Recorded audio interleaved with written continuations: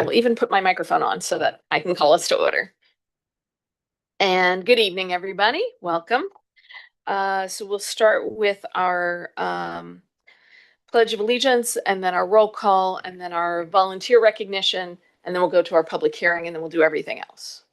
Thank you. Okay? All right. All together. I pledge allegiance to the flag of the United States of America, and to the republic for which it stands, one nation, under God, indivisible, with liberty and justice for all. Thank you very much.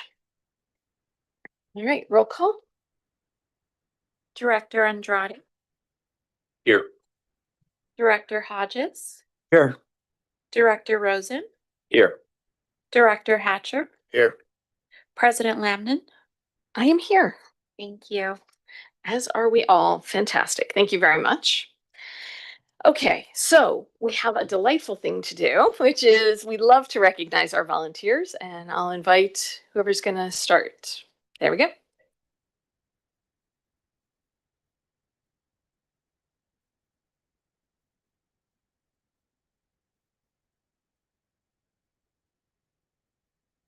Check.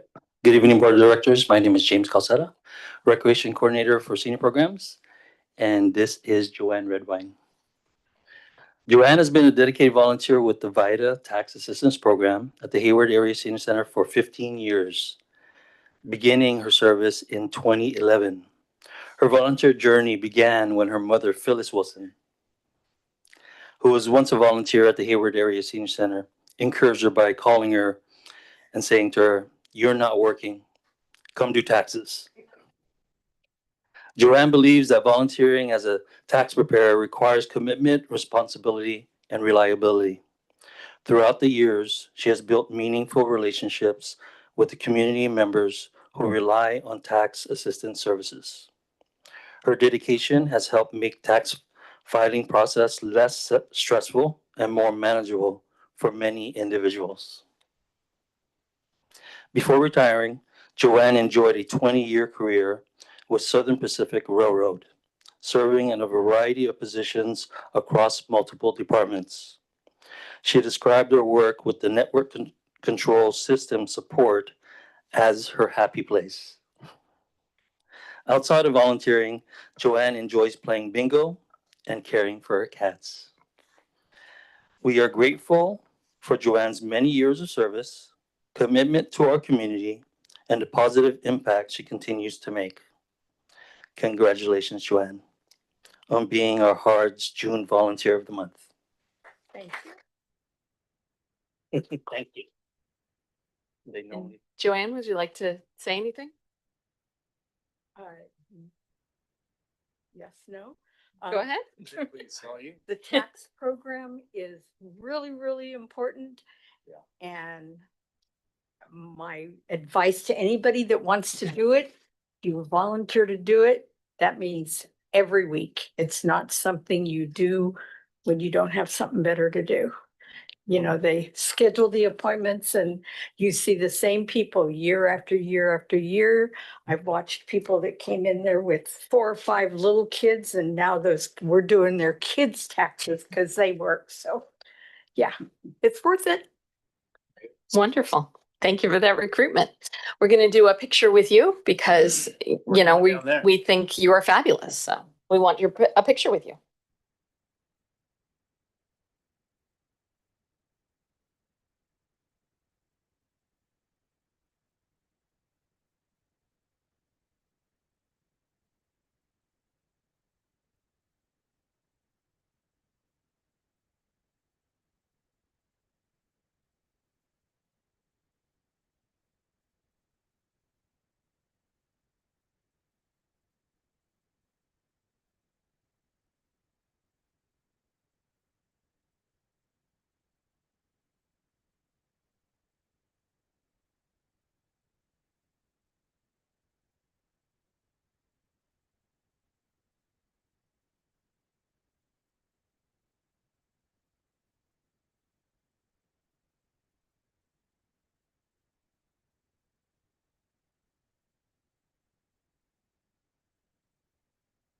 Okay, then we will move on to our public hearing matter, and then we will circle back to our new employee and closed session and all the other good stuff we've got going on.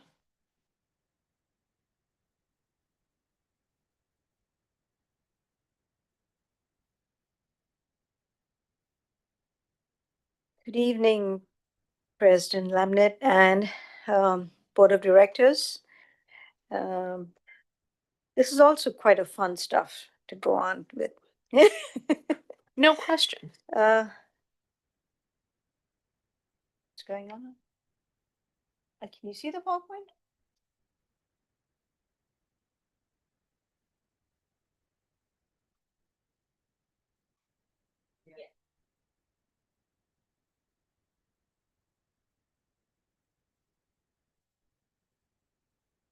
Well, I'll start. So tonight I'm presenting the proposed budget for 26-27. We had presented this budget at the Finance Committee and then during the study session. And so now we finally bring this to you for adoption.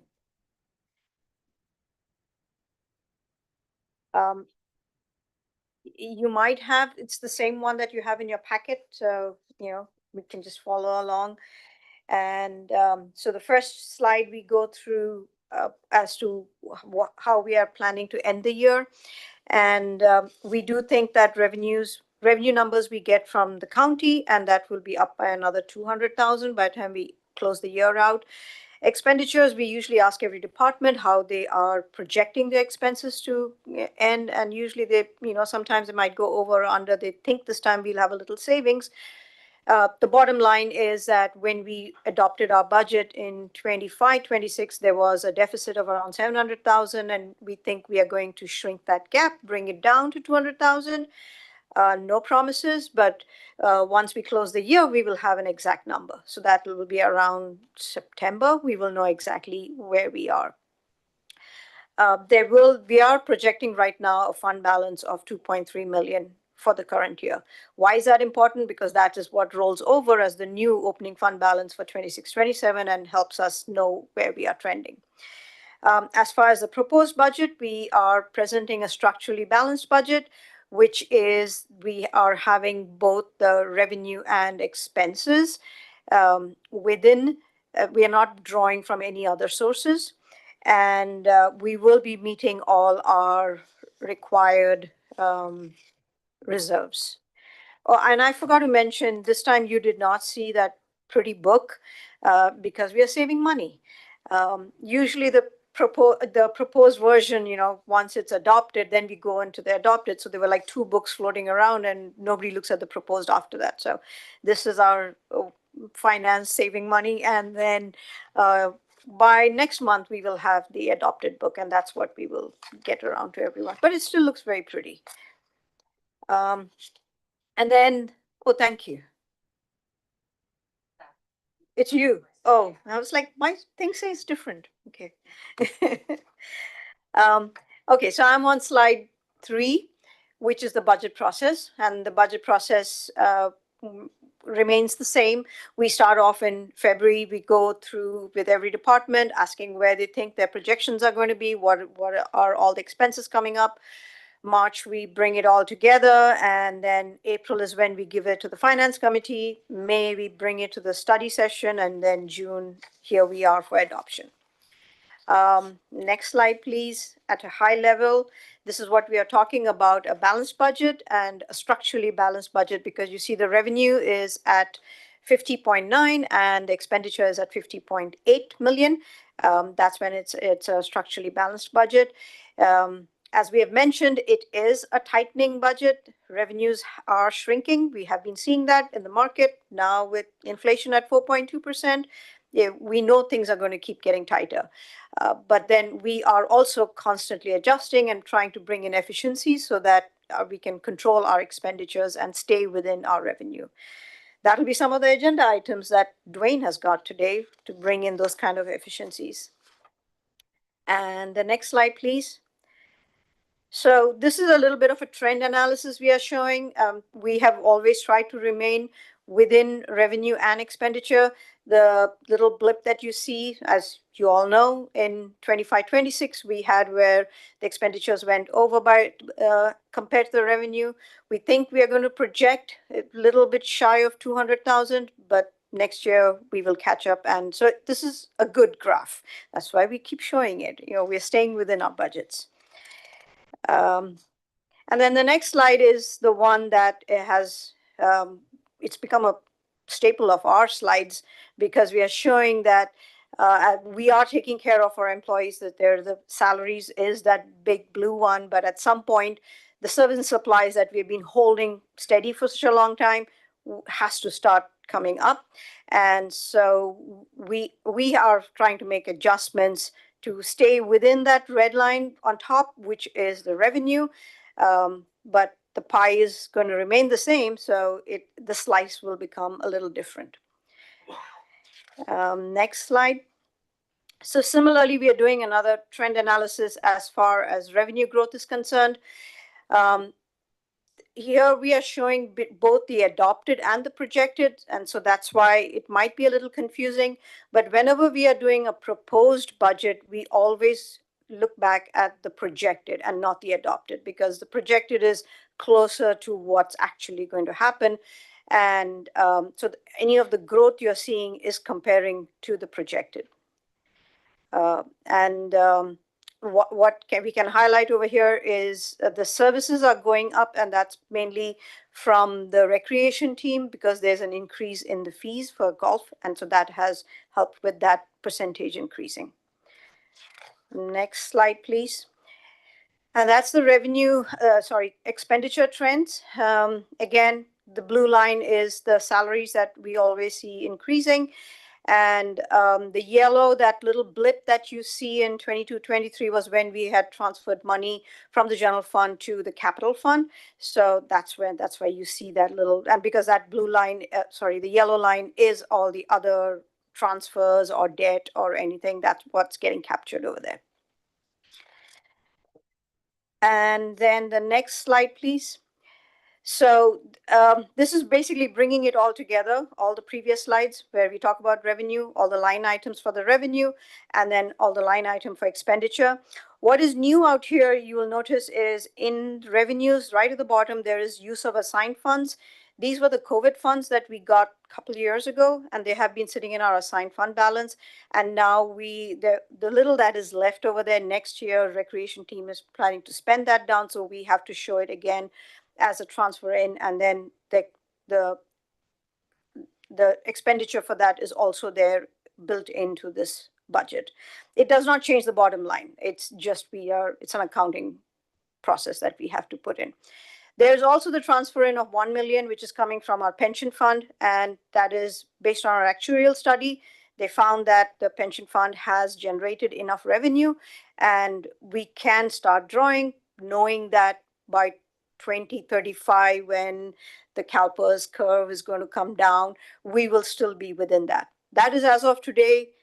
We don't know tomorrow, but if interest rates remain as high as they are, as of today's projections that they have shown, we have another 3 years of that we can keep drawing. So those were the big ones. I'll move on to the next slide, which is the same, but this now it's being sliced by departments. And when it comes to revenue, all the revenue for property tax is usually what we call non-departmental. It doesn't belong to any particular department. And then the next is recreation, which is at its 10 million, the blue part of the donut. And then when we come to the expenditure side, the big chunk is parks, and the second comes recreation, and then all the other departments. Capital is extremely small over here because capital's expenses are separately in the CIP budget. And then we have, similar to the previous slide that we have, which was by the categories, here it's by the departments. And over here, the ones that stand out, again, non-departmental looks weird because that's where all the revenue comes in at the 40 million. And then when it comes to the other departments, general managers, their revenue is mainly from the rangers, and that's a small portion of it. Parks has got a little bit, and that is their subsidies that they get from rebates. They got rebates, right? Yeah. And then, of course, recreation's income at 10 million and their expenses against that are 14 million. So, in our budget process, there's usually one time what they call the SBRs.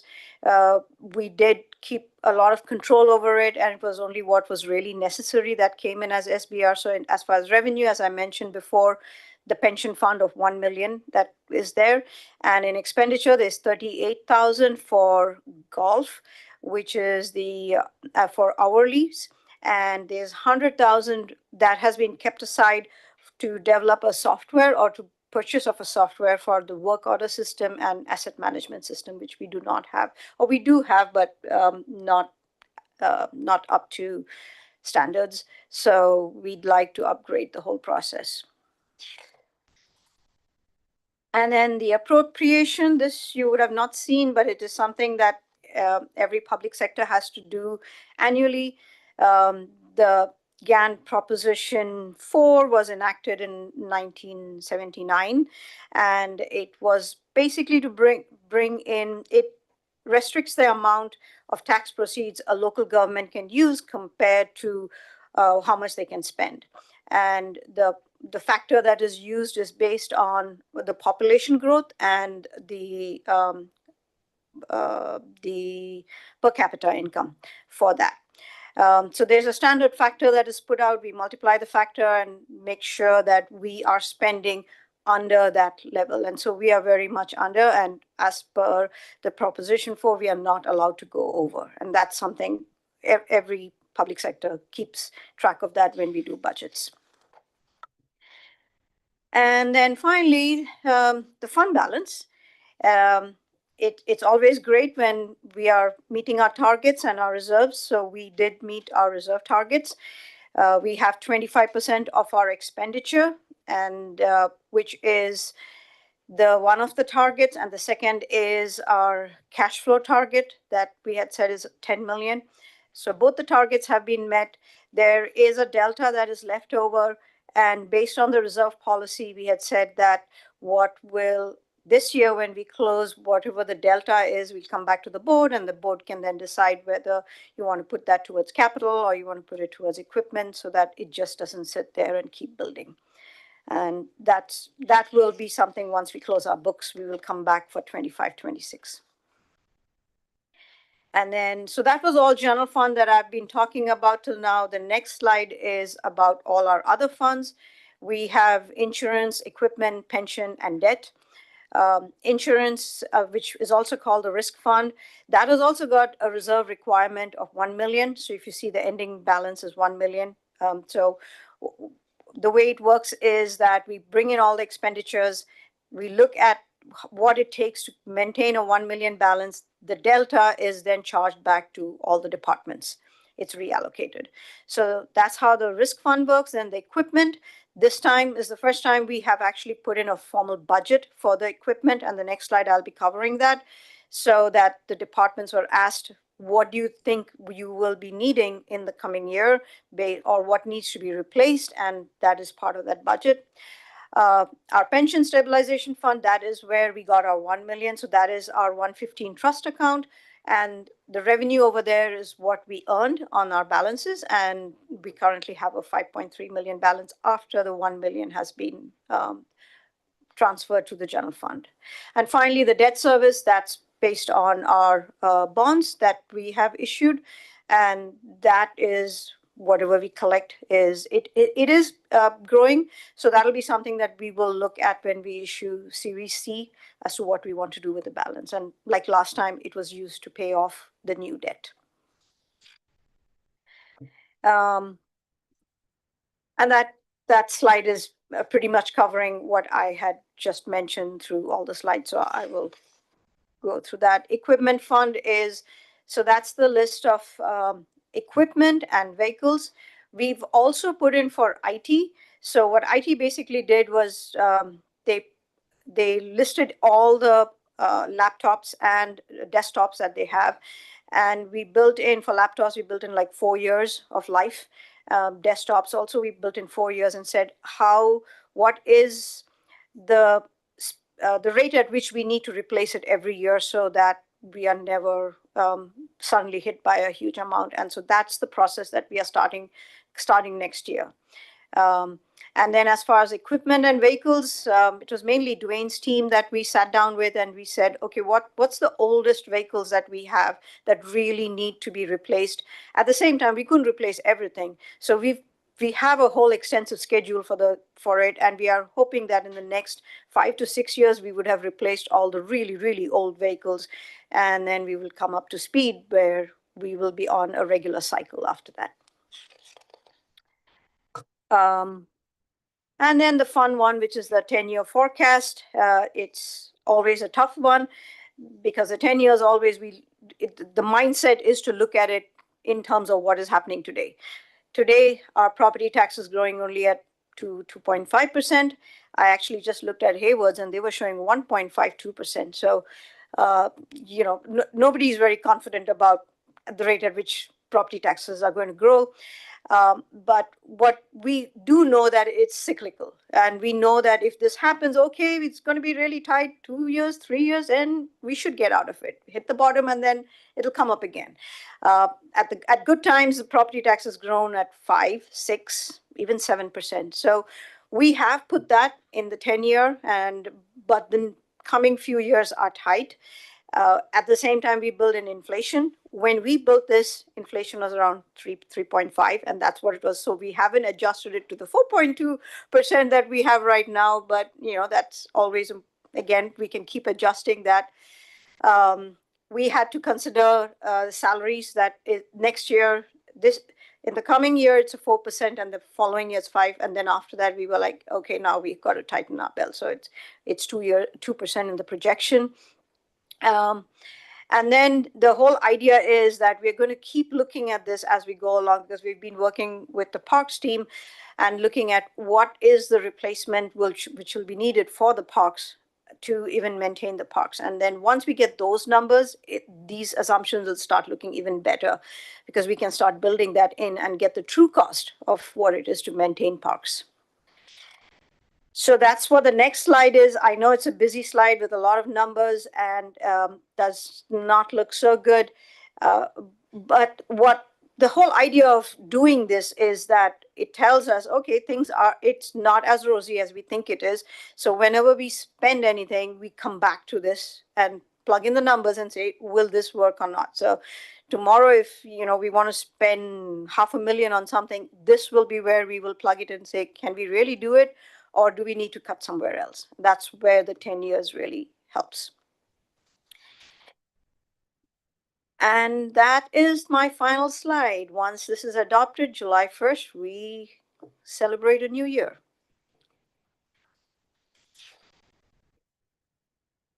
Thank you very much. I will turn to my colleagues. Well, first of all, do we have anybody online? There is no one online for public comment. Okay.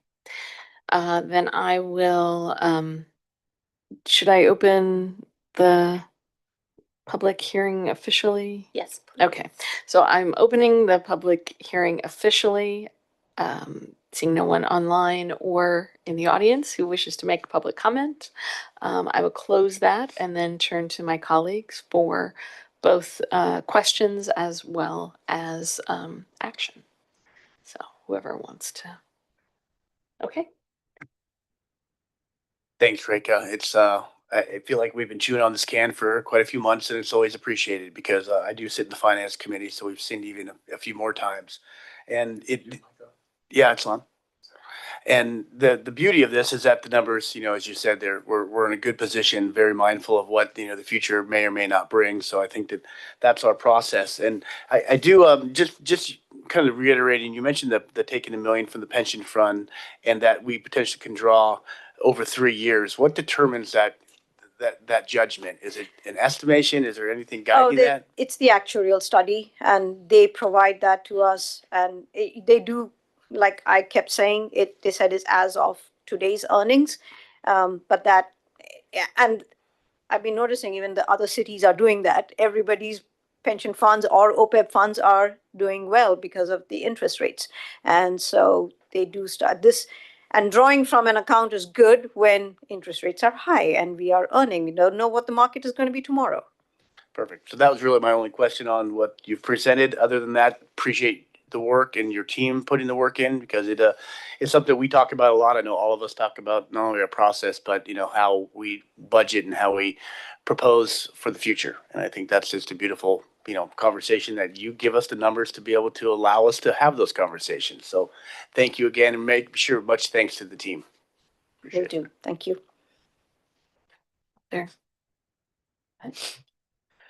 Well, once again, thank you. I also serve on the finance committee, so thank you for putting this together. Reviewing a lot of this, I had some questions before. I want to point out a couple things that more for the public, I think in general, that our budget's going to be at 50 million. That's like a big number. And I remember only a few years ago, it was at 40. I mean, it's grown rapidly. And then looking at the 10-year forecast, it pretty much levels out now. A lot of it's the volume of the community use of our facilities. A lot of it's also bringing more things online. And now that we're going to have the San Lorenzo Community Center, the Ashland Roots Center, and some of the other facilities that will be part of this, I think that's part of it. I mean, we've expanded, and I think just acknowledging all that, I think, is important. And be that as it may, I appreciate the investments we did with Sizer Co. and the energy investments that have, whether it's solar generation or the new HVAC or the insulation or, all the things that we did to save energy, the irrigation efficiency things. Our expenses would have been a lot higher if we had not invested when we did. And so I think that's great. And Wyatt was another one. I think that's cutting back on our labor a lot. So we're delivering services better, more efficiently. And I think that's really important. And I just wanted to acknowledge all that. I did have a question that something you just said in here that I guess I had missed before. The 10-year forecast. I know it's kind of a crapshoot. We're just speculating. But it sounded like you were saying that the property tax growth is about 2.25 now is what you're projecting. 2.5. 2.5, and the city of Hayward's projecting it at a little more conservatively. That's what I saw in the budget. It was about 1.56. But then for us, it's not only city of Hayward, but we are looking at all the other Right. corporate So the other areas areas. may be doing a little better. Yes. But so maybe we have that buffer. Actually, that's a good thing. A cushion, I guess we should say. And the inflation concern is the other one that I was surprised to hear that change, the 3.5 to 4.2. Is that what? We did not change it in the numbers yet. That just, I think it was since last week that they started talking about 4.2. That's Now we're waiting for the feds to see what's their interest rate. that's a little scary because those two things could actually impact us dramatically, quickly. So I appreciate you keeping an eye on this and pointing it out. But other than that, I look forward to the budget book because it's something I'm very proud of, that to be able to tell our story and actually see where we are. So thank you. Yeah. Everyone's impressed by the budget and how it's very clear. And one of the things I remember when we started with Paul, he wanted a 10-year projection just so that set for some long-range planning. And he said that it's more than likely over 10 years you're going to have a recession in there. So that I'm not sure we're projecting that, but I mean the idea is to be able to handle that when it comes. So hopefully we're there. With all the efficiencies we're doing, I think we'll be in fairly good shape. So I want to thank you and ready to prove it. So great. Thank you. Any comments? I just want to say that I Put your mic on. Mike. Oh, I'm sorry. I liked 30 million. That seemed, and it was a long time hanging on to 30, and then all of a sudden you got 40 and then 50, and I like it pithy. Or no, you can go up in there, but thank you. Thank you. I will absolutely add my appreciation to that of my colleagues, both to you and the team and to the whole organization. Obviously, the numbers reflect everybody's work. And so I do also appreciate, as was mentioned, the budget book itself, the accomplishments that each department has done, the goals that are coming up in the year. There's some really wonderful stories there that I would love to highlight, but I won't for now, but I'll let the book speak for itself. The transfer out of the pension fund, I understand it's a responsible move. It makes me incredibly nervous. When I look at our 10-year, correct me if I'm wrong, my understanding is that what the red that's there is really about our reserve, that we are likely to dip below our reserve target, but not be in the red in terms of actual expenses and revenues. Am I sort of Yes. summarizing that We will be- accurately? Yes, we will start drawing from our reserves. That's what it is.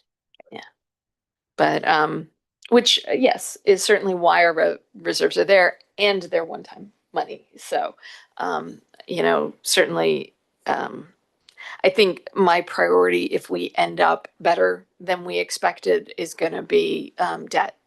Whether it's the Measure F funds and being able to pay down some of that debt early, or pay back this 1 million, because those out years. Right. And I certainly am very grateful that we are able to pay what we can and cover our healthcare expenses in the way that we do. And I don't want to have to roll that back.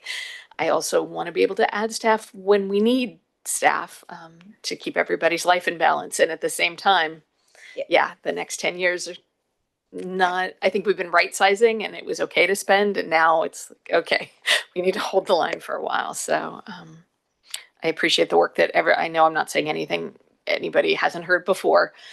Just echoing it myself, to remind myself too, as we're making decisions up here. So I also don't have any questions, but I will entertain a motion. I think you had a motion, sir. I move we approve the budget or for adoption. Thank you. I'd like to second it.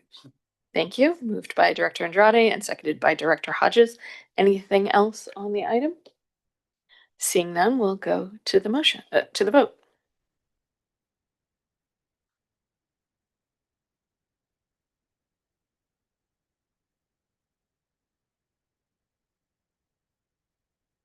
Can you please try refreshing your tablet if you don't see the voting box pop up? Yes. Oh yeah. No. No go. No. Let me see. Sorry about that. Okay, do you want to just do a voice? Oh, I hit hide, I said show voting. Yes, that's what I was. Show voting. Gotcha. Yeah. Little gray box up, go up, right, kind of right where your finger is. I'm sorry. No, it's right here. Thank you for your patience. And thank you for the for the explanation. Excellent. All right. And that passes with 5 aye votes. Congratulations. All right. Okay, that brings us back to our regular agenda. I'm going to do, because you've been so patient, thank you. I'm going to introduce our newest employee, and I'll turn it over to Dwayne. Thank you, Director Lamnin and honorable members of the board. This is Dwayne Taylor, Director of Parks and Facilities Maintenance. Tonight, I have the pleasure of introducing our newest member of the Parks and Facilities Maintenance Department, specifically working with maintenance and construction. That is Mr. Vincent J. Vieira. Vince joins us, as I mentioned, as a new construction and facilities maintenance technician 1.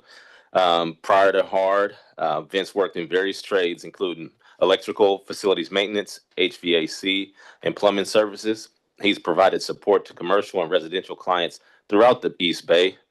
His former supervisors acknowledged that Vince became proficient in various trades as he started out as an apprentice and quickly climbed through the ranks.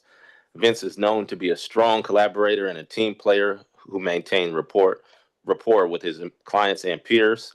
Outside of hard, Vince enjoys spending quality time with his daughter and working out.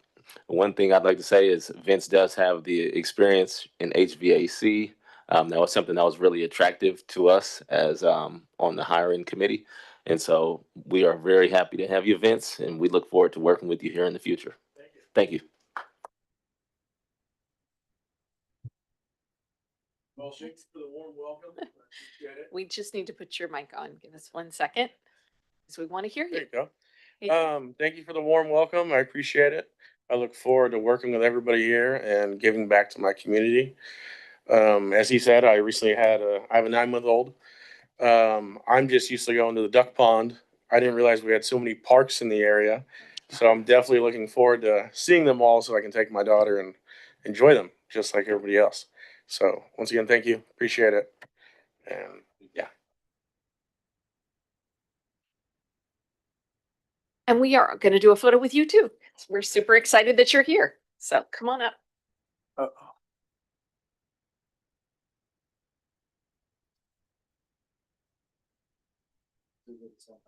Yeah. Now you know everything there is about the budget. That's it. So, welcome to the team. Thank you. Thank I you for your appreciate it. patience. Thank you.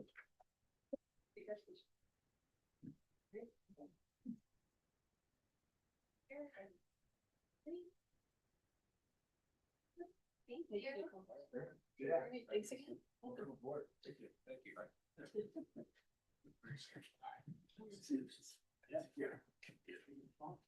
Right?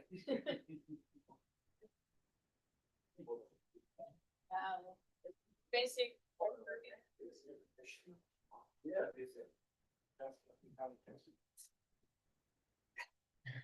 Okay, thank you, everybody, for your patience as we move things around. I want to move back to our report of closed session. As folks may or may not be aware, our general manager is dealing with some illness. He's working that through, but in the meantime, the board would like to appoint an acting general manager in order to keep things moving, especially as we are super close to the new fiscal year, since we just approved our budget. So we are going to be appointing Adrienne Lee Bird in that acting role until through our July 6th closed session meeting, and then we'll consider, we'll reassess at that time. So anything else I need to cover? No? Okay. And that is the report from closed session. We will now move on to our consent calendar. There were no general public comments, right? No public comment, but we Oh, we did. do have a problem. Yes, we missed 7.3. Thank you, everybody. All right. Good evening, Honorable President Lambden, Honorable Board of Directors. Nicole Espinoza-Roa, Public Information Officer and Assistant to the General Manager. As you're all aware, we will be supporting the Juneteenth event. And so with that, we'd also like to do our proclamation. So whereas the Hayward Area Recreation and Park District is a welcoming community and dedicated to saving lives and enriching the lives of our residents we serve, and whereas August 2019 marked 400 years since the first arrival of Africans to colonial America, and the United States Congress has established the 400 years of African American History Commission to commemorate the historic heritage and contributions that Americans of African descent have made to help shape the cultural, academic, social, economic, and moral attributes of this nation. And whereas in August 1619, the first documented Africans arrived in the English colony of Virginia, this group recorded upon arrival as 20 and odd Negros and part of a larger group of West African enslaved by Portuguese slave traders. They were on their way to Veracruz, Mexico, aboard a Spanish ship when they were captured off the coast of Mexico by an English privateer ship and transported to Virginia, where they were put ashore at what is now Hampton, Virginia, and sold as involuntary laborers or indentured servants. And whereas even after the lapse of California's fugitive slave law in 1855, masters informally held enslaved people in California until 1864. And it was not until June 28th of 1864 that all fugitive slave laws were officially repealed. And whereas slavery had not yet been institutionalized, so the Africans were informed they would work under contract for a certain period of time before being granted freedom and the rights afforded other settlers. However, while European indentured servants were listed along with their years of expected freedom, no such information accompanied the names of the African indentured servants. And whereas in 1863, President Lincoln issued the Emancipation Proclamation declaring all enslaved people shall thenceforth forward and forever free. And whereas Texas, as a part of the Confederacy, was resistant to the Emancipation Proclamation, but on June 18th, 1865, Union troops arrived in Galveston, Texas, to take possession of the state and embrace the emancipation of its slaves. Former slaves in Galveston rejoiced in the streets with Jubilee celebrations. The following day, June 19th, became known as Juneteenth, a name derived from a paramount of words, June and 19th. Juneteenth celebrations began in Texas the following year, and whereas Juneteenth celebrates the end of slavery in the U.S., as the proclamation reached the last remaining enslaved African Americans in the Confederacy, and whereas Juneteenth commemorates African American freedom and emphasizes education and achievement, it is a day, a week, and in some areas a month marked with celebrations, guest speakers, picnics, and family gatherings. It is time for reflection and rejoicing. It is time for assessment, self-improvement, and for planning the future. And whereas the Hayward Area Recreation and Park District acknowledges this shared history and commits itself to the principles of equity and is actively dedicated to diversity and inclusion initiatives in the community. Now, therefore, let it proclaim that the Hayward Area Recreation and Park District Board of Directors do hereby proclaim June 19th, 2026 as a day to commemorate Juneteenth and urge all citizens to help further the promise of freedom and equity for all. Juneteenth, and do urge all of those in the Hayward Area Recreation and Park District to support and promote this observance. Wonderful. Thank you so much. And then is there a report on the update for the mural? Okay. Yes, that is also mine. Happy Juneteenth, happy Pride, happy yeah, June. all sorts of fun stuff. Excellent. So we have muralist. It should have come across. You can see it. So we have muralist from Hayward's sister city, Arandas, Jalisco, Mexico, that will be arriving this week to begin the work on the mural project at the Jardín Arandas.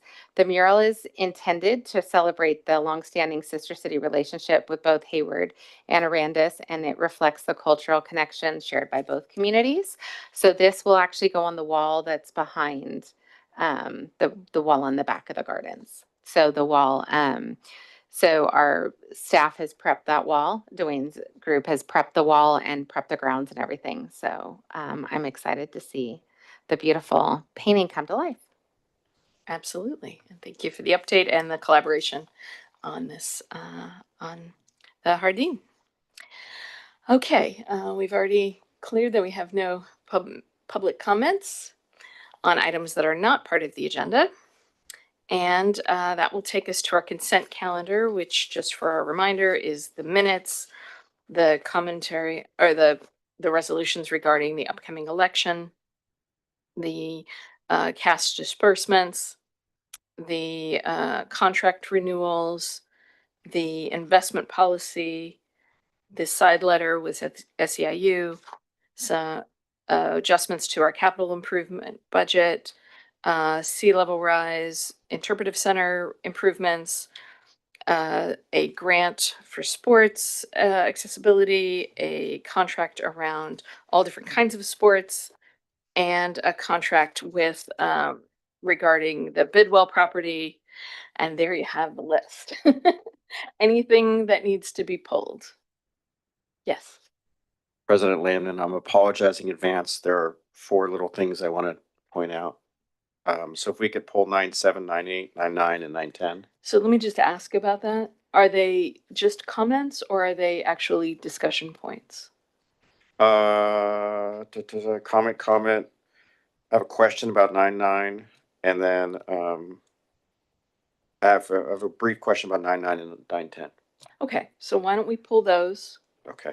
and then you can make your comment as part of the motions for the Let me get to discussion. the balance, if that Got it.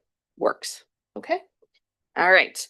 So you said 9.9 and 9.10, correct? Yes, please. Okay, so I will take a motion on 9.1 through 8 and 11. I'll move 9.1 through 9.8 and 9.11. Thank you. Do I have a second? Okay, second from Director Andrade. Any discussion on those items? Yes. There we So, go. thank you. So I had a quick comment about 9.7. I just wanted to point out that the budget adjustments, because we've saved money on so many projects, we've been able to reallocate some of this money to other areas and in fact, other capital needs within the district because we've managed to save money and we've been efficient with projects, right? I think that's worth noting. I just wanted to congratulate you and the team, and I think it's worth noting. The second one is another congratulatory comment about 9.8. I have not been out to the new shoreline update on the sea level rise exhibit. Yes, thank you. I couldn't think of the. Thank you. But the pictures look amazing. It was a bit dated before, and I would encourage everyone to go out and see it. I think it's really important. Sea level rise is a huge important thing, but the pictures of that place do it justice. So I'm waiting to go see what it's like. I just wanted to say thanks on both those. Great. Thank you. Any other questions or comments on the balance? Seeing none, we will go to the vote.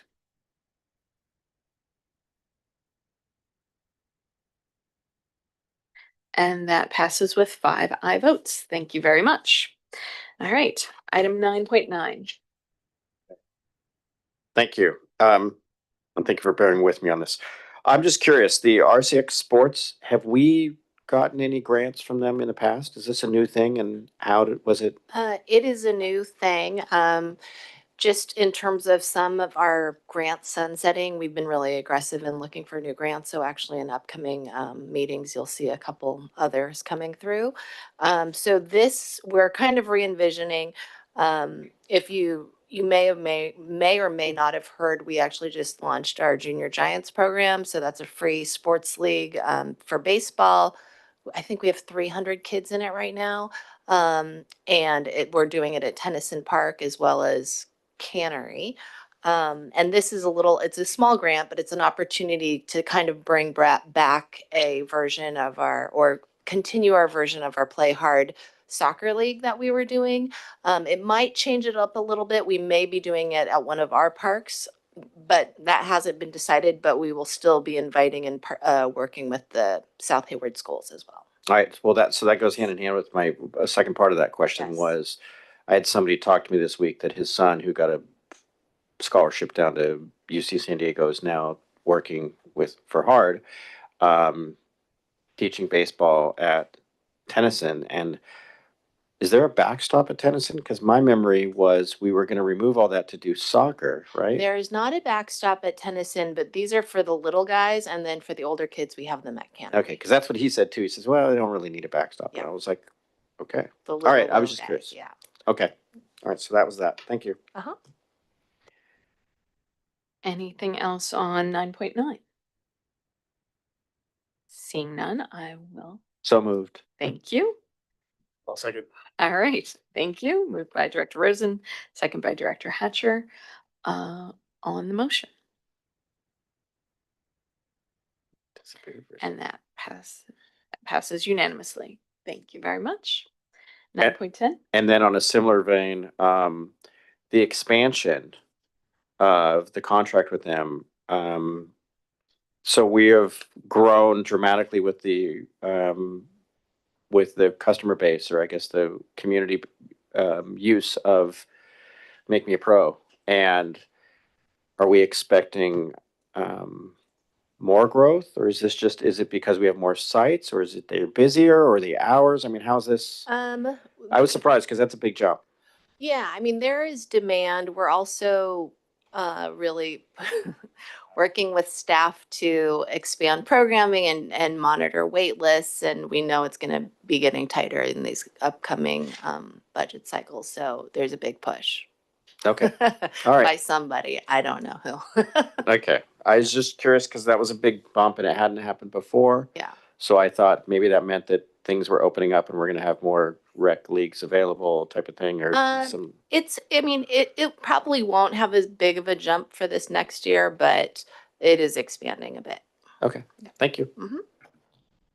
Okay. Anything else on this?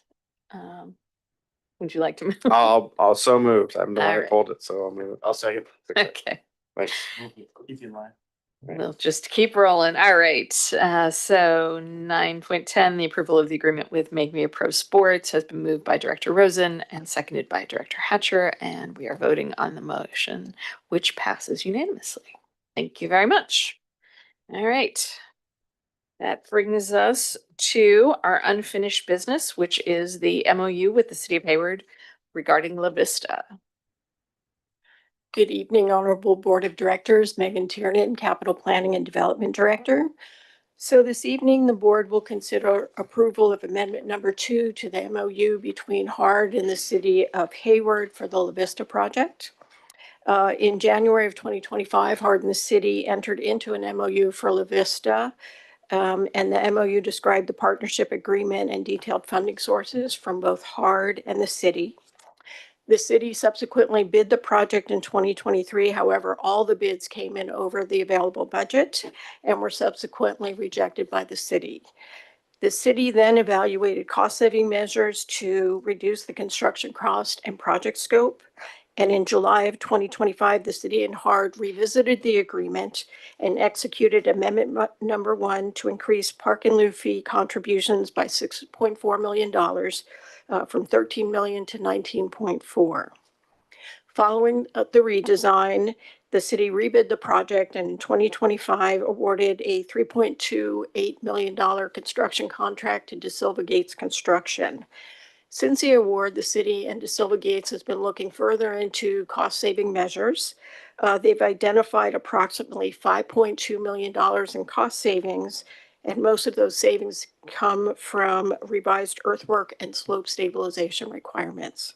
So the city is now proposing amendment number 2 to eliminate $5.2 million of their Measure C funds to the project. And just for the board's information, the city council is also considering approval of amendment number 2 at their meeting tomorrow evening. And that concludes my report. Okay. Thank you. I know we have some questions. Good commentary. Go for it. Oh, I'm on a roll here, I guess. So, can you help me understand? I just want to make sure that I have this clearly. There's 5.2 million in savings, and now that I'm guessing the key walls and some of the dirt moving has disappeared, so the costs have dropped 5.2 million, but now what's happened is the city of Hayward's not putting any Measure C funds into this project anymore? Correct. That's what they're proposing in amendment number 2. I think if I may. That was my question. Yeah. I was just trying to understand this and, okay. And I think, again, correct me if I'm wrong, I think it's actually mischaracterization, that it's not really a cost savings. It's that I'm not doubting that there was some value engineering, but I think the agreement was we will release more park and lieu fees, and therefore the city doesn't have to put in the Measure C funds that it really doesn't have available right now. So it's less cost savings than just maneuvering around the funding, no? Well, amendment number one still had the Measure C. And it added the 6.4 in park facility fees, but it was still informed by the fact that the first bid came in overbid. Right. And that even with the value engineering that was done before the second bid, that more funds were going to be needed. That's right. I forgot about that. Yeah. Thank you for that reminder. Okay. Well, then, yeah, I still think it's something of a misnomer of, that it's really they have found a way to not need the Measure C funding, which I'm not arguing about the logic behind that. I'm just saying that if it was a true cost savings, then that should have been shared across the agencies, and perhaps their resolution could more accurately reflect that tomorrow evening. I'll think about that as we get to a motion. That's, you stated it much more clearly. Thank you. Any other questions and comments?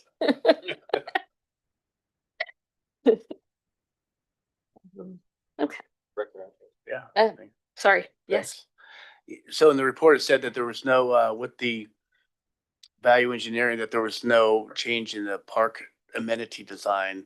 Most of the changes were in the stabilization of the hillside. And so without like trying to, pull geotechnical reports or anything, I mean, how do we feel about, is there any thoughts about that possibly being an issue because it was such a big issue for stabilization of the hillside?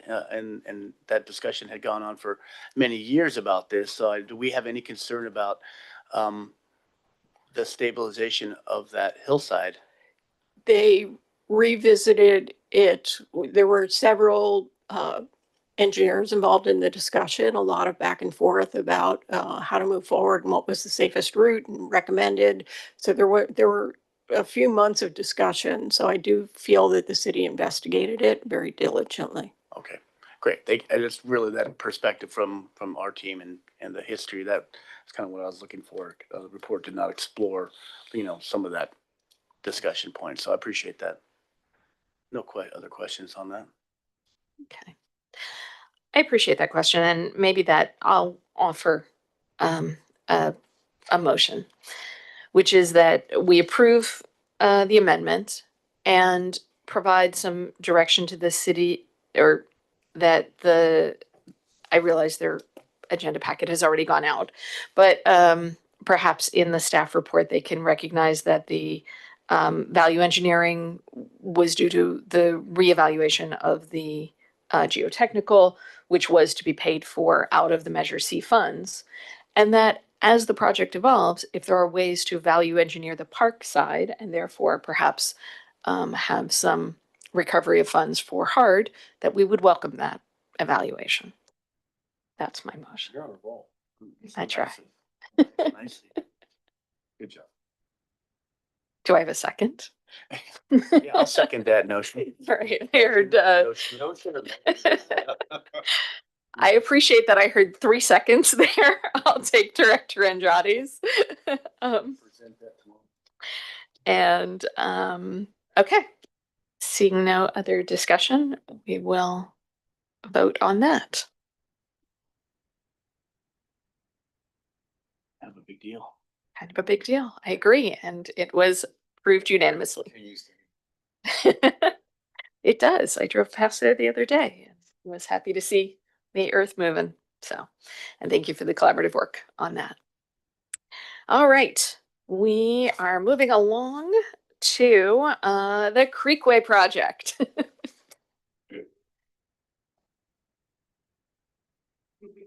Good evening, directors. Michael C. Williams, Trails Program Manager and de facto project manager for the San Lorenzo Creekway project.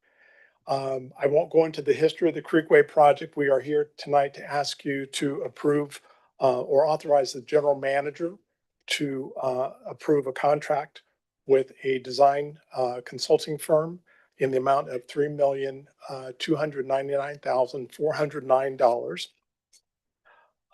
Rather than going into all the history of the project, I will do something I normally don't do. I'm going to read something instead of trying to wing it, because I want to make sure I cover all the points thoroughly.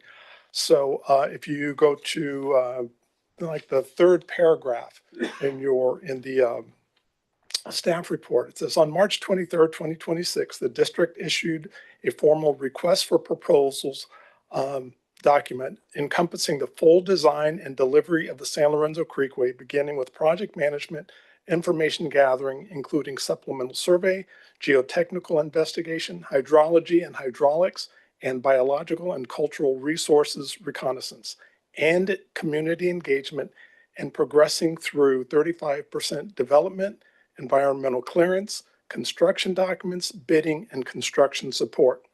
As the project is federally funded, the work will need to be delivered in accordance with the Caltrans Local Assistance Procedures Manual, a document that if it's printed out, it's like at least this thick, literally. Preparation of submittal packages for city and county planning, building and encroachment approvals, CEQA and NEPA approvals, regulatory and railroad permit applications, including the CPUC's General Order 88B, right-of-way engineering and certification, utility coordination, and applications. So it's just a long laundry list of all we've been talking about the Creekway for a number of years, and we have documents that are like 30% in our San Lorenzo Creekway master plan.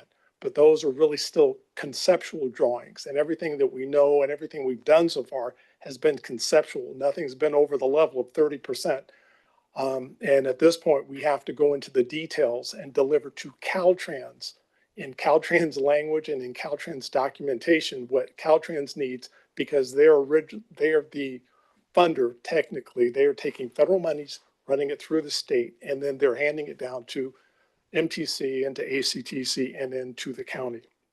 So I'm just clarifying that this is the documentation needed for Caltrans. Staff directly solicited proposals from the district's on-call list of landscape architectural design firms, as well as from Alameda County Public Works agencies and the Alameda County Transportation Commission's on-call list of design and engineering professional services. This was in addition to publicly posting the RFP. On May 4th, 2026, the district received 2 proposals from well-qualified firms. The 3-member review panel was staffed by 2 district staff members, plus 1 from the Alameda County Public Works Department or agency for impartial review. Upon review of the proposals, CSW/ST2, say CSW, Inc. was selected due to the firm's demonstrated experience with the San Lorenzo Creekway Trail, design approach, and engagement ability. Furthermore, CSW was the only team or the only firm that has project experience with both the district and the Alameda County Public Works Agency and the Flood Control District. So staff is recommending that the board authorize the general manager to execute a consulting services agreement with CSW in the amount of $3,299,409 for the San Lorenzo Creekway project. Great. Thank you. And thank you to the team for your patience as we work through things this evening. Are there questions? Yes, Director Andrade. So I understand, this is an aside maybe, but I understand that they're rebuilding the bridge over the San Lorenzo Creek at Meekland. Yes. And I assume that design is going to take into account our pathway, or Yes. I'm not sure if we're going to go underneath it. Or yes. go We've over. talked to the county about that, and Yeah. they're aware. We submitted their plans. We have theirs. We submitted to them our plan, our 30% plan, and Okay. we know the direction that they're going in. So yes, we'll. So coordinate it's that. accounted for. Okay, that's Yes. all I wanted to ask. Thank you. Sure. Thank you. Did you have a question? Okay. Yeah, Director Hatcher. Oh, thanks. Appreciate the presentation, and thanks for, you presented a lot of on the creek over the years, and we're excited to kind of see this next massive step, because concepts are concepts and reality is reality. And so we're really looking forward for these next steps. And I just want to say, having Mr. Stevens here to say to you directly, I forgot to point that. Sorry. yes, you're at our events, you are connected to this community. And so, I always like when there's only so few proposals, but in the enormity of what this brings, that is okay, because only so many folks could, to accomplish this to the level that we're anticipating. And, impressively looking at what you've worked on with your firm in the terms of these trail systems sometimes, folks, well, maybe you want something that's all contiguous to where it's, something that within a certain jurisdiction. I like the depth of these different projects, which probably had a whole slew after all the years going to the Trails Conference and seeing all the different presentations of complications for each of them, from rails to, to these creek projects. So in reading your packet, I just want to know that we are honored to have you guys be working on this, and appreciate your discussion points with this community over what's happened in the past and moving forward. So it was really just more of a thank you, and really looking forward to getting this, going on some, quickly scale, so to speak. And by saying that they've dealt with the county, I know that is just one of those positives that we have and concerns that we have as a board also, and making sure that that's monitored at a very, very close pace. So again, thank you, and looking forward to the work. Okay. And I will say, I appreciate that comment, because we wrote the RFP, we put it out so that we didn't want to get looky-loos. This wasn't a project for looky-loos. This wasn't a project for people to guess or say, oh, I've done a trail and I want to, how come, it's like, you have to know what you're doing to do this. And we don't have time to guess and have people guess or try at something and then fail. It's like, this has to be delivered, and it has to be delivered starting like right now. And so the two proposals we got were valuable, and the other firm was extremely competent as well. But we just felt with having history, and I will also say that the CSW team includes, number one, a number of people, I won't go into the whole thing, but people that are local residents. He's a local resident, lives in Hayward, has some skin in the game, kind of, people can be from somewhere else and something happens, they don't know what's going on, but people that live here, they're your neighbors, and it makes a difference. And so at least half the team are people that live and work in the district or in Hayward or in the unincorporated areas locally. So that was part of it. And then the other part of it is we've included WRT, led our Parks Master Plan effort, led the San Lorenzo Creekway and the Foothill Trail effort. They are also part of the team, not leading the design in this case, because it's way more technical. This is all like led by on the civil side and structural side. But we have asked them to expand some of their role as architectural and, to include more outreach and engagement. We have very fine Winters Consulting outreach and engagement team that does a lot of work for Alameda County Transportation, again, in the community, that knows the people know them. So that makes a difference to us. But WRT will also be joined, the district will be joined by TPL. We are in negotiations with having TPL. TPL volunteered and asked to help because they believe in the project. They want to see it delivered. They just asked, Megan, what can we do to help you? What kind of aid so we are talking to them about that. So we've assembled like the best team that we can at this point in time. I don't think we could do any better than we're doing right now. Yeah. We'll put everyone in a giant mural when we get done. Yeah, I know. Great. I did have one question. So you mentioned the flow of funds from the feds to the state but this contract is with HARD. This contract is with HARD. Yeah. Okay. This is our contribution on the design side. We're doing all the design, all the front loading is on our side. The construction money, everything at this point takes place in the construction segment realm when we get there, but we need to get this done to even get there, because if we don't design any more than what we have, we're not going to have any more than what we have in the field right now. I do see someone's hand raised online. Okay. So we'll go to that. So John Gibbs.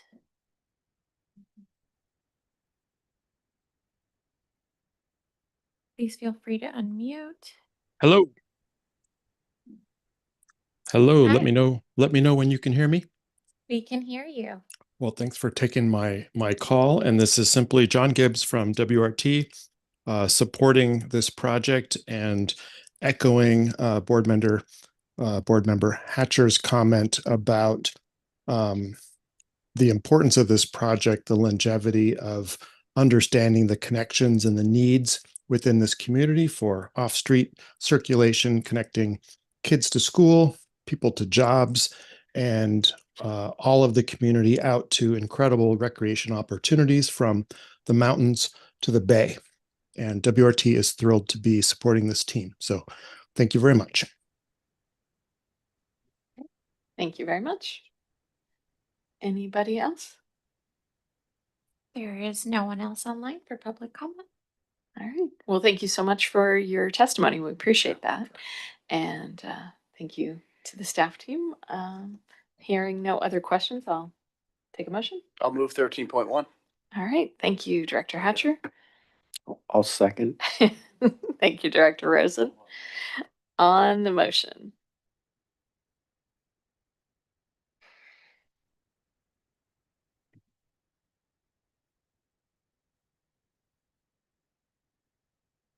And that passes with 5 aye votes. Congratulations.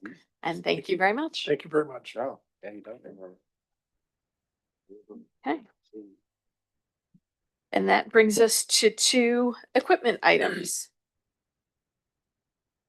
All right. Good evening, Director Lamb, President Lamnon, honorable members of the board. This is Dwayne Taylor, Parks and Facilities Maintenance Director. Tonight, I am here to ask the board to consider authorizing the purchase of an RC mower A60 autonomous mowing robot and associated accessories to improve operational efficiency and support the maintenance of district turf areas. As you all are aware, the district maintains numerous turf areas that require routine mowing and ongoing maintenance. The RC mower A60 is a autonomous / hybrid mowing system designed to perform repetitive mowing tasks while maintaining consistent turf quality and allowing staff to focus on higher value maintenance activities. And that's really the detail work that takes place in the parks. Detail work can consist of edging, tree pruning, raising trees, additional blowing, team work efforts that wouldn't be utilized, that we would have more bandwidth because we're not spending hours on actual mowing activities. This equipment really aligns with the district's focus on creating more operational efficiencies. And we believe that this equipment is a game changer for our units.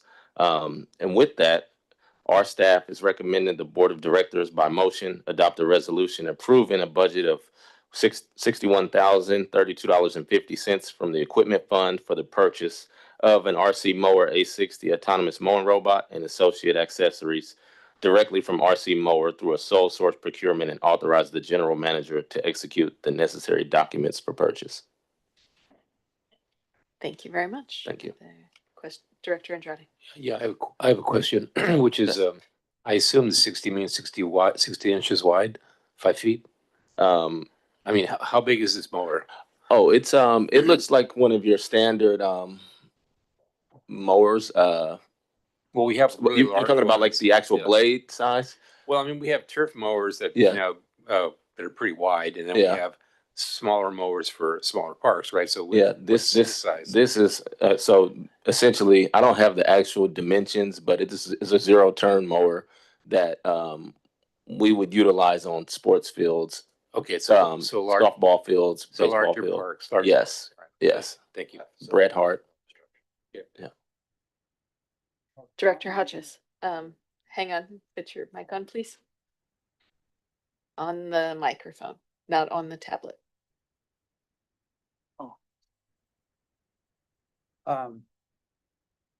Remote mower, can anybody come and watch? Oh yeah, you're more than welcome to. We're actually thinking about how we could Make try money to out of make it. it into like an exciting opportunity for district staff to actually utilize it, but really see how we're doing things like in real time. Like I mean, there's some real efficiencies, and I didn't mention earlier, but you know, we have, you know, staff out for various reasons. We have staff, in some cases, go out on injuries, some just, you know, sickness. paternity leave. And so whenever this happens, whenever, these events occur, it really impacts the operation. And this is one of the ways that we can make up for the lost labor hours. And so it serves a lot of purposes. And beyond that, it just provides a more enriched experience for the end users. And that's really what we were shooting for. Thank you. You're welcome. Yeah. Yeah. I don't know. I was just gonna clarify, I'm sorry. So, are these programmed? Do they get programmed for the dimensions or do they have like an eye that actually sees what's coming up ahead for obstacles or stuff? Yeah. How does that work? It's a great question. So with this mower in particular, the A60, it has LiDAR technology. So that's the technology you see in like autonomous vehicles, whether it's a Tesla, a Waymo, any of those. So essentially, if it sees, a human, a golf ball, any obstruction to its path, it stops like immediately, and it knows when the obstruction's been cleared, it restarts. And there's a GPS satellite you can program in to mark out the area in which it will mow. So we've done it with soccer fields, we've done it with softball fields, we've done it with every field that we have, and it's really effective. So that was gonna be my question, so that, yeah, you could do, because I know that there's, as you're saying, you would do it from up above, but Yes. so sprinkler heads, if a head is not dropped, it won't be shaving the top off of. No, it won't scalp it. But one of the things that we're looking at as well is how this can be utilized on the fairways at the golf course. Because in golf applications, one of the changes that people are making is using autonomous equipment to mow fairways, and they're doing it from sundown to sun up. So you're never using like your internal labor to do like fairways. You leave the internal labor to do like specialized areas like the greens, the some of the bunker maintenance that you need to do, pruning over like cart paths, all the details that really distinguish a high-end golf course from a lower level golf course. And that's how they're and they're also dealing with like some staffing related challenges that most private courses have. Now we're not looking at it for that reason. We're just looking at how we can provide, a better experience for all of our clients. And so these are like mulching mowers pretty much, right? So they're gonna probably, You can have mulching kits on some of these. so they're gonna probably mow every couple days instead of like once every 8 to 10 days. Yeah, So because- it's actually gonna be in a better field. Exactly. So, as you know, if you get it down to a low level and you're mowing more frequently, you have less mulching that's going to be required. So yeah, so technically we could mow some places if we wanted to daily, if that would be a need. But we are looking at like some of the different sports fields we're mowing twice a week as is. Some of the ones that are on our 1.5-inch pilot program. So this would actually free us up to, maybe we split those 2 days. One day is this piece of equipment. The other day it's one of our in-house staff. Okay. Yeah. Okay. I'm hearing lots of excitement. Are there any public comments? No public comments online. Okay. Then I will invite that excitement to become a motion and then invite any other comments. I'll move. Thank you, Director Hodges. I'll second. Thank you, Director Andrade. And did you have a comment? It was I just thought you could buy a lot of goats for $61,000, but that is more of just a prelude to innovation that, what you're looking at and the efficiency, that discussion of the night mowing at the golf course, excellent example, excellent talking point for, the reality of using these as a very productive way to do business. Yeah, because there's significant number of articles out there. It really took off probably in 2022, and people are really adopting that as a way to maintain golf courses. Yeah, I also appreciate the innovation and the willingness to really look carefully at things and then introduce innovative ideas. The elementary school whose name always escapes me when I want it, Hillview Crest, which is actually a New Haven school, but it's in our district because it's at the end of Hayward, has a C-STEM program where they program robots to do, go 2 feet this way and turn left and dump a thing. And it just seems to me that that might be a great opportunity to, when we work on that side of town, perhaps some of those teachers and students might be interested in the real world application of what they're learning. We'd love to. We would love to do that. Okay. Yeah. Well, let me know. I'm happy to make that connection. Okay. Okay, we have a motion and a second and a vote.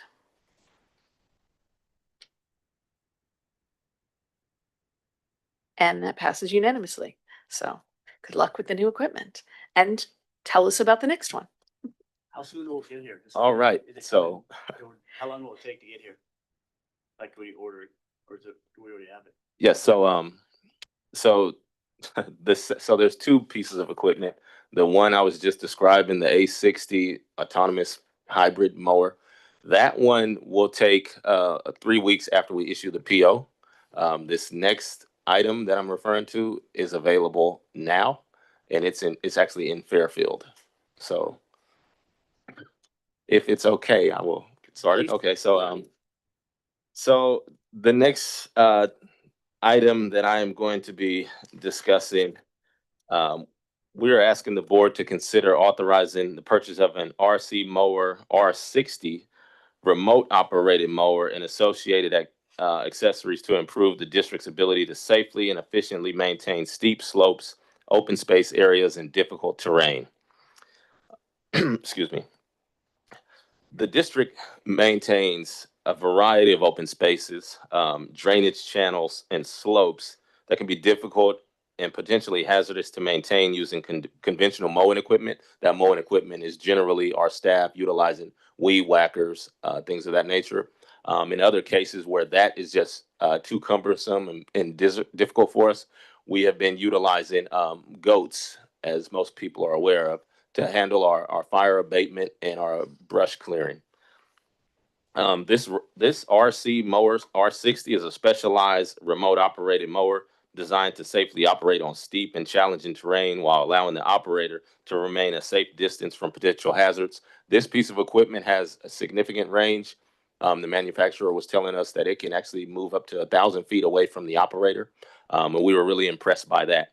Another thing that really sold our department on it was the utilization of this equipment with different agencies. One of them is Caltrans. So you can also read articles online how they're using them down in San Bernardino County for some of like their maintenance on slopes and some of the open space areas that county has. We believe that this is the future. And really, when you think about some of the challenges that exist with goats, particularly around AB 1066, which requires goat herders and shepherd herders to be paid overtime wages when they work beyond 8 hours in a day or 40 hours in a week, you really start looking at what your costs are going to be for utilization of the goats. So what we've done is we've identified, several sites that we're currently utilizing goats, and we'll have an immediate savings of $45,000 once we purchase this equipment, and that's an annual recurring cost. So that was one of the areas that we were really impressed with, to really reduce our goat exposure and while also meeting our fire abatement needs. So with that, staff recommends that the board by motion adopt a resolution approving a budget increase of $87,895.56 from the equipment fund for the purchase of an RC mower R60 remote operated mower and associated accessories from Owen Equipment in Fairfield through a sole source procurement, and authorize the general manager to execute the necessary documents for the purchase. Okay, thank you. Thank you. Any additional questions or, yeah, Director Hatcher? When I buy a battery, any type of tool, then the batteries are actually twice as much as the actual. So what is in these terms, like, how does the long-term cost to this within batteries, or, how does that kind of pan out? So actually, both of these pieces of equipment are not battery powered. They're not electric. They're both gas powered. So the brush cutter I just mentioned, I believe the horsepower on it was maybe 38 horsepower, and the previous mower was 28 horsepower. So it didn't fall within the AB 1346 requirements. So that was, you know, on the one hand, we were happy about that because it allowed us access to these pieces of equipment that can really support the operations of our department. Okay, thank you. You're welcome. The next innovation of these will be clean diesel or green diesel or whatever, but that's okay. All right. Do I have a motion? I'll move. Okay, Director Hodges moves and seconded by Director Andrade. Seeing no other commentary, we will vote on this item. There you go. Thank you. And that passes with 5 aye votes. Thank you very much. So good luck. Thank you so much. And that brings us to our updates from the board members. I'll start with Director Rickman. I think the only thing I have on my list of things that I had attended recently was the Hart Foundation meeting that we had last week, and part of what it was about the upcoming concert series, and Patrick Landesna's got 3 concerts out at the Mount Eden Mansion, and he's got some great bands picked out, and I was looking for the flyer through this, but it's pretty cool. So that was one of the big things they were talking about. But I think that's all I've got. I've got a bunch of meetings scheduled this week. But anyway. Thank you. Director Hatcher. I went to the there's at the Cherlin Elementary School. They had put up a peace pole and had a peace pole ceremony, and with a mural. And you know, the kids were out there, the parents were out there. It was a peace pole, which is awesome. But so when I was there sitting there, so many teachers and parents and staff came up and thanked Hard for removing of the bleachers at the Sunset Fields there. And it was, you're welcome. They're so glad to have Hard involved. There were so many issues with that property, and I just wanted to give our maintenance department and parks department a great appreciation. So, you know, it was very well received, you know, the work that Hard's doing over there. So I wanted to pass that on to you guys. I did attend HASPA as the alternate. I'll defer to the colleague, Director Andrade, to give details if you'd like, but it is see the evolution of HASPA and the, you know, hiring of the executive, the director, Adrian. It really sets a lot in motion with what the enormity of what that planning agency has to deal with around, you know, sea level rise and infrastructure protection. So it was great to be there sitting in that. And I did attend last Friday the Eden Shores Park on the bay, the FIFA big screen event there. It was, you know, everything you can imagine. It was well put together. Chaz, you know, is working his magic again with much thanks to the recreational team. You know, Adrian was out there buzzing around, and just it shows off well. You know, it was well attended. And I think the highlight was sitting there and seeing the mayor, the city manager, the assistant city manager, the chief of police, and the chief financial officer all wearing Hard shirts, or were given Hard shirts that showed FIFA. I know Jim was very proud to have put that in front of them, and they're all sitting there watching the game. So again, a good night, and it's a wonderful park. I wasn't going to say this in public, but I had not been to that park ever, really. And I had to do a perimeter check and be like, we never hear about that park with graffiti. We never hear about it with maintenance issues. It really was pretty special. The gazebo sitting over there, looking over the bay. I was really, again, impressed with, you know, how it looks, and again, what we do to our parks to make them available for our community. So well done to the recreational team and the parks team. That was it. Okay, thank you. Director Andrade. I went to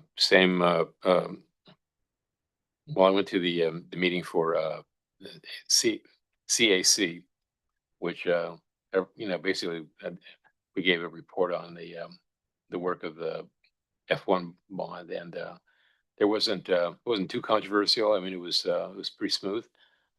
Good to meet everyone again, and then went to the HASPA meeting that Director Hatcher was talking about, and just to be clear, I think some of us know that it's HARD is going to be the support organization for that. It used to be East Bay Mud, so we're going to start with that, and we're supporting Adrian's group. What's the name of it? It's the government support services or something. Yeah, that group is going to be. They're going to be doing all of the all the financials on it, so it makes it easier to operate on HARD's part from HARD. And then the other news is you may have heard Alameda County wants to join the HASPA, so that will be a nice expansion. And they're still working on City of San Andrew, but that might happen. So 20 years from now, HASPA won't be the same. It'll be a different kind of organization, but I think we'll be well along, and HARD's role will change probably over time, but it's good to get it started and get this project going. And okay, that's about it for me. Thank you. Director Hodges. Well, I forgot everything I was gonna talk about. And the microphone. It's right here. Ever since I read about a mower, A60 mower autonomous mowing robot, I'll pay to come watch that. Yeah. I got 2.5 acres. I could. That's it. That's all there is, huh? That's all there is. All right. Well, thank you, gentlemen. I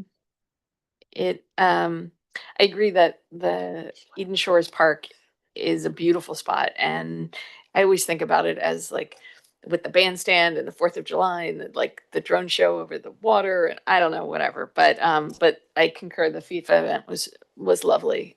Kudos to the team there and for keeping that park in such great shape.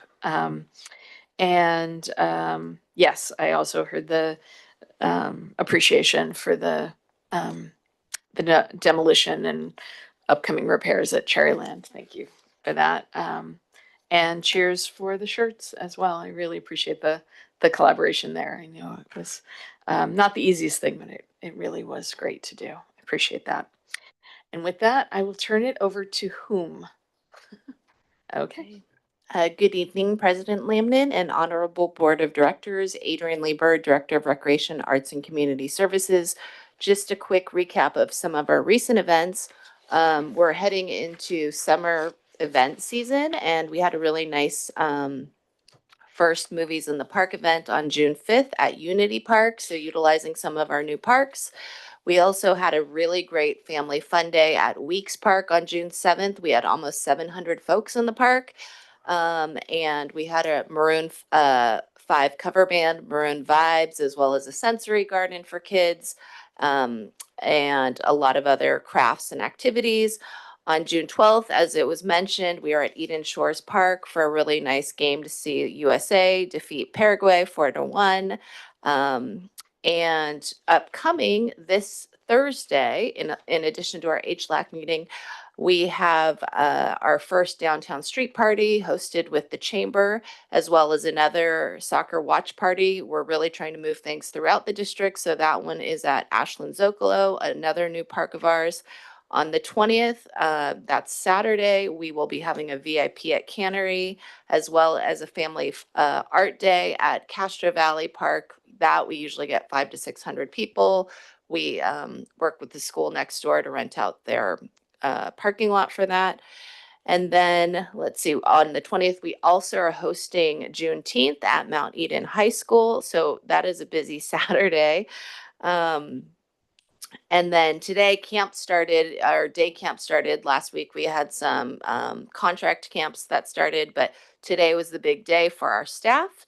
And it had been mentioned that about the Peace Pole, but we are actually going to be celebrating International Peace Day in September. So that will be September 21st at Unity Park, which will be nice. And I think that is it for me. Are we putting up the pool? I think Daniela mentioned something. I don't know about at Unity, but I think she mentioned at a different location. No, Yes. just a point of clarification. Did you say that the Castro Valley School District was renting we were renting We are their, paying money. we're paying money to use the parking lot, which is adjacent to the community center? Adjacent to Adobe Park. There's To which park? Adobe Park. Adobe Park. Yes, there's an extra Okay. parking lot. Yeah, that's great cooperation. Thank you. Thank you. A, a request, a point of privilege request for the International Peace Day. The Eden Area Interfaith Council has worked with the East Bay Regional Park District on Peace Day for many, many years, and would love to be part of that planning. Wonderful. Okay. So I will follow up with you about the contact. But, Right. And the last thing I didn't mention that I wanted to say, especially, and I'm just mentioning for the past events, Unity Park, Weeks Park for the Family Fun Day, and Eden Shores. It was really nice to see a lot of the families from around the neighborhood walk there, which is great and why we like to move it around the district. Thanks. Great. absolutely. Yeah. Thank you for all that. Good evening, Megan Tiernan, Capital Planning and Development Director. We, the Capital team, welcomed a new bond project manager today, Carly, that you may know from one of our consultants. We will be bringing her to the board on July 6th for an introduction. And then Jim had on his calendar a meeting with Max Corton, the interim general manager from East Bay Regional Park last Thursday, and it was a hard meeting to get, so we kept it. Nicole, Adrian, and I met with Max, and among other things, he supported the idea of having resuming joint meetings between our board and the East Bay Regional Park Board. Good evening, Director Lamnin, honorable members of the board, Dwayne Taylor, Parks and Facilities Maintenance Director. I'll keep it short here. I've got 2 updates for you.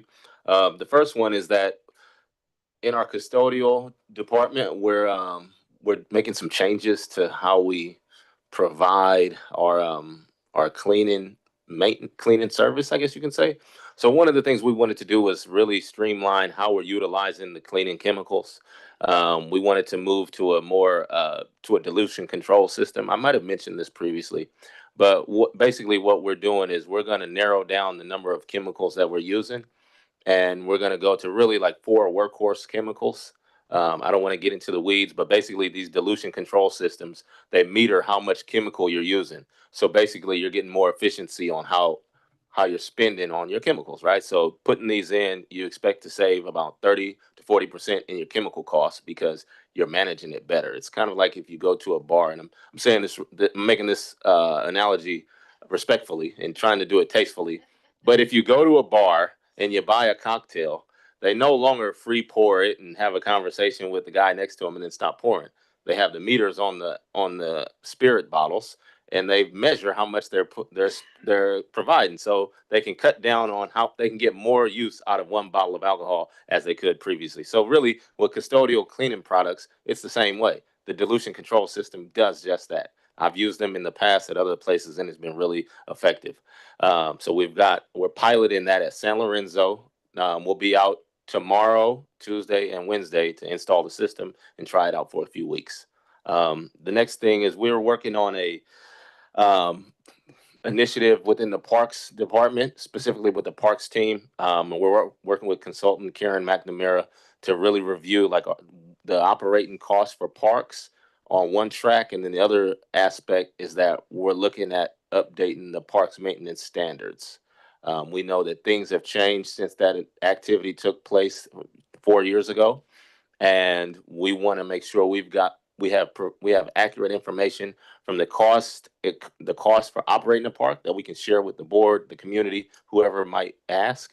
But then we also want to make sure that our parks standards are updated and reflect, one, the parks we have, but 2, how they've been developed, and making sure like everything is in the right position so we can meet the park standards. So there's a lot of work that's taking place, and we're in the early stages right now, but we expect this project to be complete by December. So more to come on that one. Thank you. Good evening, board members. I just want to piggyback on what Dwayne just said, because it's exactly this study that will be helping us with our 10-year forecasting. So it's a whole package deal that we are going through with the whole updates. That's all from me. Thank you. Well, and it also helps as we consider, do we take property? Do we not take property? So I appreciate all of that. Good evening, Honorable Board of Directors and President Lamnon, Nicole Espinoza Roa, Public Information Officer and Assistant to the General Manager. As Director Rosen mentioned, Patrick's event is on June 23rd at 7 p.m. It will come out in the General Manager's information packet that comes out. ACSDA is on July 15th in Oakley at 10 a.m.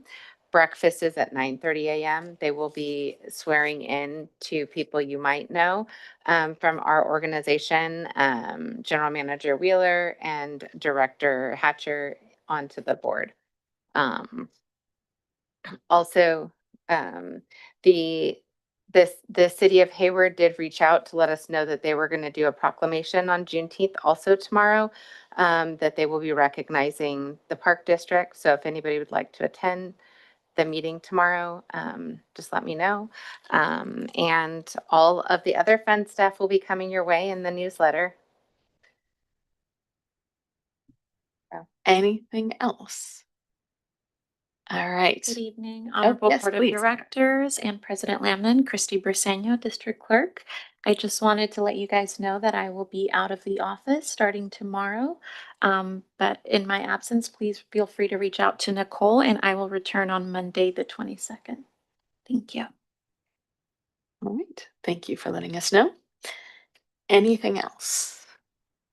All right. With that, we are adjourned.